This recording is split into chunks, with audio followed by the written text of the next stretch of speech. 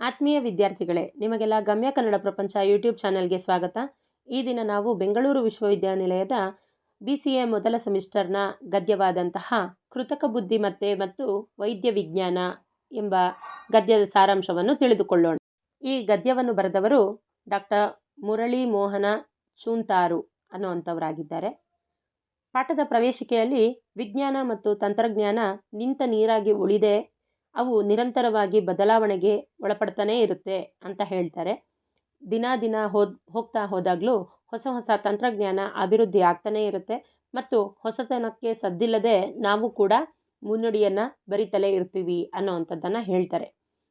Artificial intelligence ಅನ್ನುವಂಥದ್ದು computer ವಿಜ್ಞಾನದ ವಿಶೇಷವಾದಂತಹ ಒಂದು ಶಾಖೆಯಾಗಿದೆ.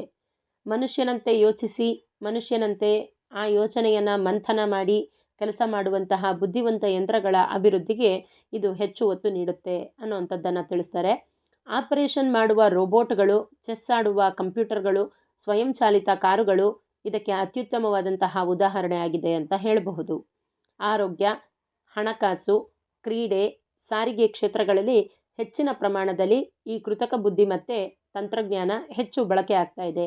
ಅಮೆರಿಕದ ಕಂಪ್ಯೂಟರ್ ವಿಜ್ಞಾನಿ ಜಾನ್ ಮೆಕಾರ್ಥಿ ಅವರನ್ನು ಕೃತಕ ಬುದ್ಧಿಮತ್ತೆಯ ಪಿತಾಮಹ ಅಂತ ಹೇಳಿ ಗುರುತಿಸ್ತಾರೆ ಅನ್ನುವಂಥದ್ದನ್ನು ಲೇಖಕರು ಆರಂಭದಲ್ಲಿ ಹೇಳ್ತಾರೆ.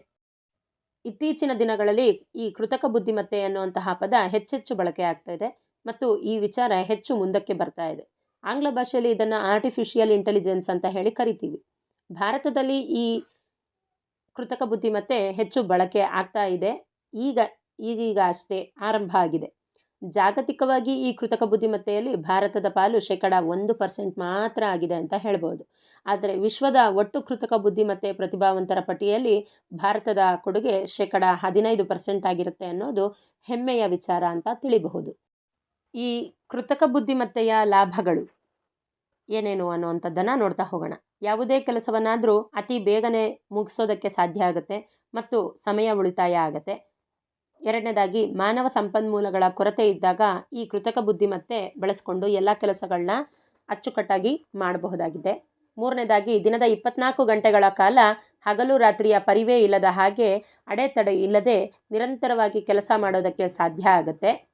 ನಾಲ್ಕನೇದಾಗಿ, ಯಾವುದೇ ಕೆಲಸವನ್ನು ಅತಿ ಬೇಗನೆ ಮುಗಿಸೋದಕ್ಕೆ ಸಾಧ್ಯವಾಗುತ್ತೆ ಮತ್ತು ಸಮಯ ಉಳಿತಾಯ ಆಗುತ್ತೆ.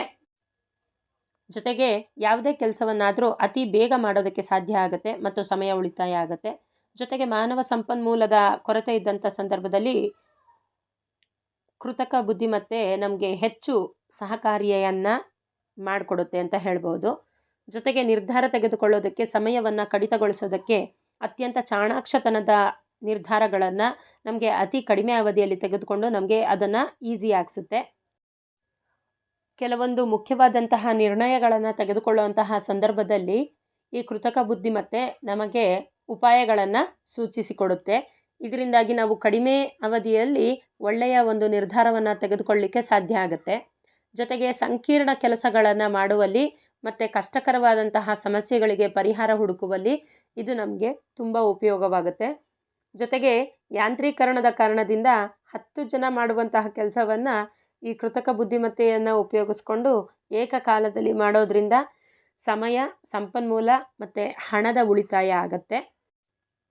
ಕೆಲವೊಂದು ಕಾರ್ಯಗಳನ್ನು ಮತ್ತೆ ಮಾಡಬೇಕು ಅನ್ನೋವಂತಹ ಒಂದು ಸಂದರ್ಭಗಳಲ್ಲಿ ಈ ಕೃತಕ ಬುದ್ಧಿಮತ್ತೆಯ ಕಮ್ಯಾಂಡ್ಗಳು ನಮಗೆ ಸಾಕಷ್ಟು ಸಹಾಯವನ್ನು ಮಾಡುತ್ತೆ.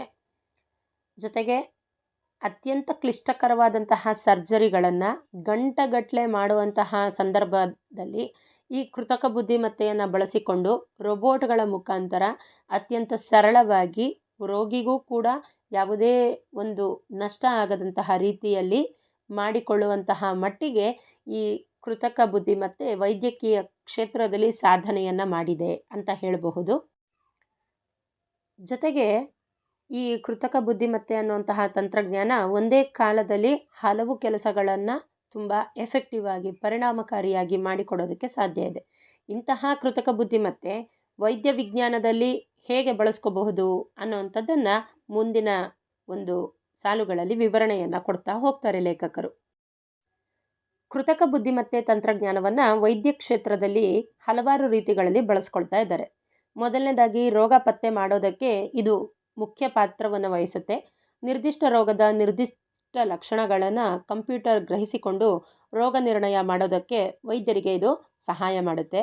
ಜೊತೆಗೆ ಎರಡನೇದಾಗಿ ಹೊಸ ಔಷಧಿಗಳನ್ನು ಕಂಡುಹಿಡಿಯೋದ್ರಲ್ಲಿ ಈ ಕೃತಕ ಬುದ್ಧಿಮತ್ತೆ ತಂತ್ರಜ್ಞಾನ ತುಂಬ ಪ್ರಮುಖವಾದಂತಹ ಪಾತ್ರವನ್ನು ಇತ್ತೀಚೆಗೆ ವಹಿಸ್ತಾ ಇದೆ ಅಂತ ಹೇಳ್ತಾರೆ. ಮೂರನೇದಾಗಿ ರೋಗಿ ಮತ್ತು ವೈದ್ಯರ ನಡುವೆ ಒಂದು ಉತ್ತಮವಾದಂತಹ ಸಂವಹನವನ್ನು ಅಂದರೆ ಕಮ್ಯುನಿಕೇಷನನ್ನು ಈ ಕೃತಕ ಬುದ್ಧಿಮತ್ತೆ ಬಿಲ್ಡ್ ಮಾಡೋದ್ರಲ್ಲಿ ಹೆಚ್ಚು ಬಳಕೆಯಲ್ಲಿದೆ ಅಂತ ಹೇಳ್ತಾರೆ. ರೋಗದ ಒಂದು ಚರಿತ್ರೆಯನ್ನು, ವಿವರಣೆಗಳನ್ನು, ದಾಖಲೆಗಳನ್ನು ಅತ್ಯಂತ ನಾಜೂಕಾಗಿ ಅಚ್ಚುಕಟ್ಟಾಗಿ ದಾಖಲೆ ಮಾಡುತ್ತೆ ಮತ್ತು ಜಗತ್ತಿನ ಯಾವುದೇ ಮೂಲೆಯಲ್ಲಿರುವಂತಹ ರೋಗಿಯ ವಿವರಗಳನ್ನು ದಾಖಲಿಸ್ಬಿಟ್ಟು ಮತ್ತೆ ಎಲ್ಲೋ ಇರುವಂತಹ ವೈದ್ಯರಿಗೆ ಅದನ್ನು ಹೋಗೋ ಹಾಗೆ ಮಾಡಿ ಆ ರೋಗ ನಿರ್ಣಯ ಮಾಡೋದಕ್ಕೆ ಸಹಕಾರವನ್ನು ಮಾಡುತ್ತೆ.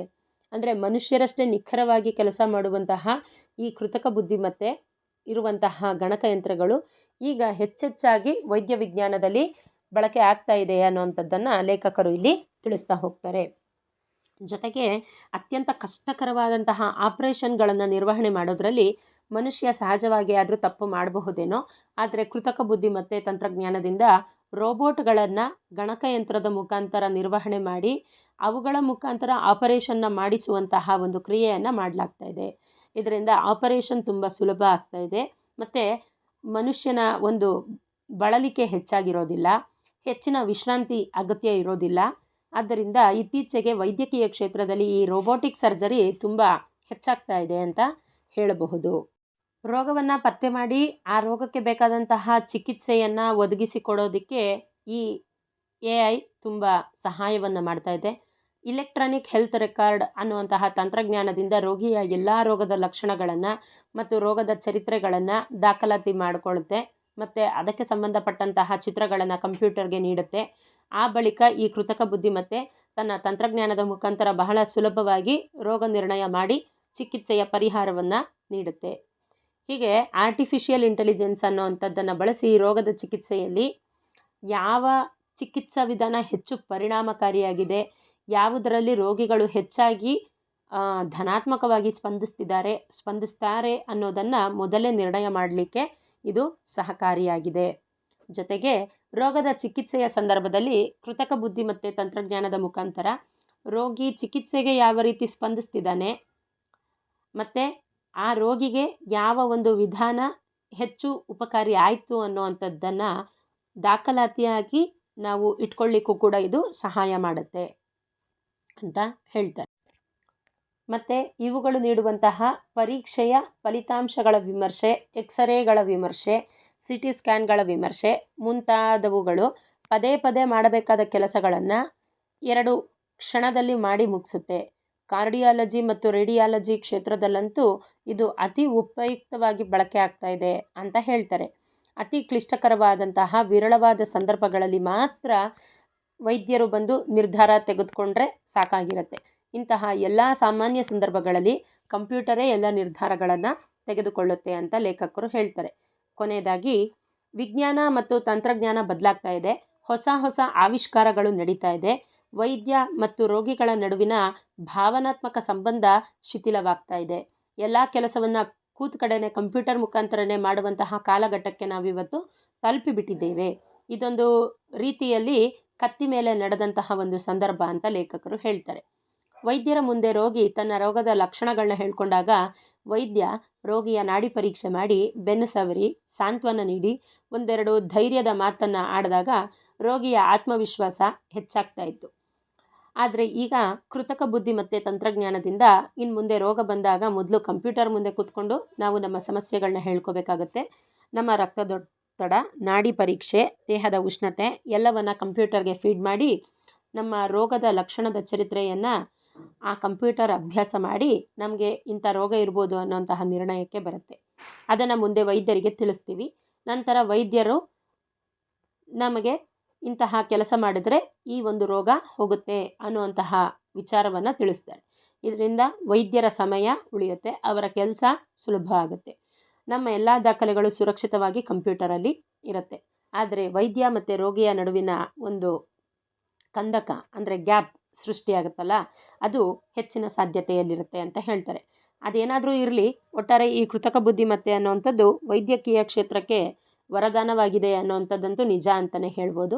ಅಗತ್ಯ ಇದ್ದಾಗ ತಂತ್ರಜ್ಞಾನ ಬಳಸಿ ವೈದ್ಯರು ಮತ್ತು ಕಂಪ್ಯೂಟರ್ಗಳ ಬುದ್ಧಿಮತ್ತೆಯನ್ನು ಸಮಾನವಾಗಿ ಬಳಸ್ಕೋಬಹುದು ಅನ್ನೋವಂತಹ ಒಂದು ಸಲಹೆಯನ್ನು ಲೇಖಕರಿಲ್ಲಿ ಕೊಡ್ತಾರೆ. ಹಾಗಾಗಿ ರೋಗಿಗೆ ಉತ್ತಮ ಚಿಕಿತ್ಸೆ ದೊರಕಬೇಕು ಅಂತಂದರೆ ವೈದ್ಯರು ಮತ್ತು ಕಂಪ್ಯೂಟರ್ಗಳು ಎರಡರ ಒಂದು ಗೆಳೆತನ ಅಗತ್ಯ ಆಗುತ್ತೆ ಅನ್ನೋವಂಥದ್ದನ್ನು ಹೇಳ್ತಾರೆ. ಹಾಗಾಗಿ ಮನುಕುಲದ ಹಿತ ಅನ್ನುವಂಥದ್ದು ತಂತ್ರಜ್ಞಾನ ಮತ್ತು ಮನುಷ್ಯನ ಬುದ್ಧಿಶಕ್ತಿ ಇದೆರಡೂ ಕೂಡ ಕಲೆತಾಗ ಮಾತ್ರ ಸಾಧ್ಯ ಆಗುತ್ತೆ ಅಂತ ಇಲ್ಲಿ ಹೇಳಲಾಗಿದೆ. ಮುಂದಿನ ಪಾಠಗಳ ವಿವರಣೆಗಾಗಿ ನಿರಂತರವಾಗಿ ಗಮ್ಯ ಕನ್ನಡ ಯೂಟ್ಯೂಬ್ ಚಾನಲನ್ನು ಲೈಕ್ ಮಾಡಿ, ಶೇರ್ ಮಾಡಿ, ಸಬ್ಸ್ಕ್ರೈಬ್ ಮಾಡಿ. ಧನ್ಯವಾದಗಳು.